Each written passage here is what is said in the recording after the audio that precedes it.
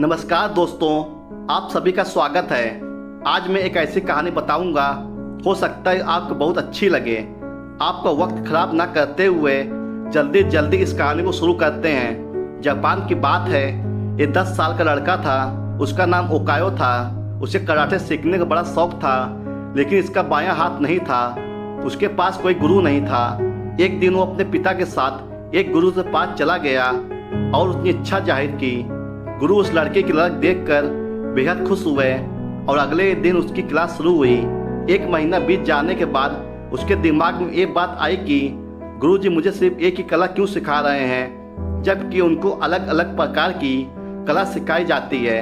उसको लगा शायद अभी मेरी शुरुआती प्रक्रिया है, इसलिए गुरुजी के पास जाना ठीक नहीं होगा। देखते ही देखते 3 महीने बीत गए। अब उससे रहा नहीं गया और वह गुरु के पास चला गया और गुरु को सारी बात बताई। गुरुजी ने एक ही उत्तर दिया, तुम्हें सीखना हो तो सीखो, अन्यथा कल से मत आना। वह चुपचाप वहां से चला गया और 6 महीने बीत गए। परीक्षा का टाइम आ गया था। अब जब परीक्षा हुई तो यानी कि फाइटिंग चल रही थी, तो ओकायो एक ही बार में धराशायी हो गया। मैच रेफरी ने कहा, इस मैच को यहीं खत्म करते हैं, लेकिन जो सामने वाली टीम का खिलाड़ी था वह बहुत ज़्यादा आत्मविश्वास से भर चुका था। और आपको पता है कि जब आत्मविश्वास चरम पर होता है या चरम सीमा से भी ऊपर होता है तो वह घातक होता है। ओकायो इसी लम्हे का इंतजार कर रहा था। उसकी जो मार्कर किक थी, जिस पर उसकी मास्टरी थी, वह दाव उसने लगा दिया और विपक्षी टीम के खिलाड़ी को वहीं परास्त कर दिया। वह जीत तो गया था, लेकिन उसको विश्वास नहीं था कि वह जीता कैसे। उसने गुरुजी से पूछा, जो गुरुजी ने जवाब दिया कि पहली बात जिस कला में तो निपुण थे उसकी इतनी महारत हासिल करना छोटी बात नहीं है, और अगर कोई कर भी लेता है तो उसका तोड़ यही होता है कि सामने वाले का बायां हाथ पकड़कर नीचे गिरा देना। किंतु तुम्हारा बायां हाथ तो है ही नहीं, इसलिए तुम्हारी जीत निश्चित थी।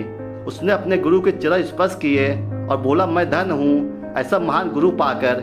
यही होता है जब ऐसा गुरु मिलता है। दोस्तों, एक बहुत ही फेमस कहावत है कि मुझे तुम्हारी उस 10,000 किक से खतरा नहीं है जिसकी प्रैक्टिस तुमने 10 बार की है। खतरा मुझे तुम्हारी उस एक किक से है जिसकी प्रैक्टिस तुमने 10,000 बार की है। दोस्तों, ओकायो के एक हाथ नहीं था, फिर भी वो जो सीखना चाहता था उसने वो सीखा, और सिर्फ सीखा ही नहीं बल्कि उस काम में महारत भी हासिल की। और एक हम है कि हाथ पर सलामत होते हुए भी किसी चीज़ में महारत हासिल करना तो दूर, किसी चीज़ को कायदे से सीख भी नहीं पाते।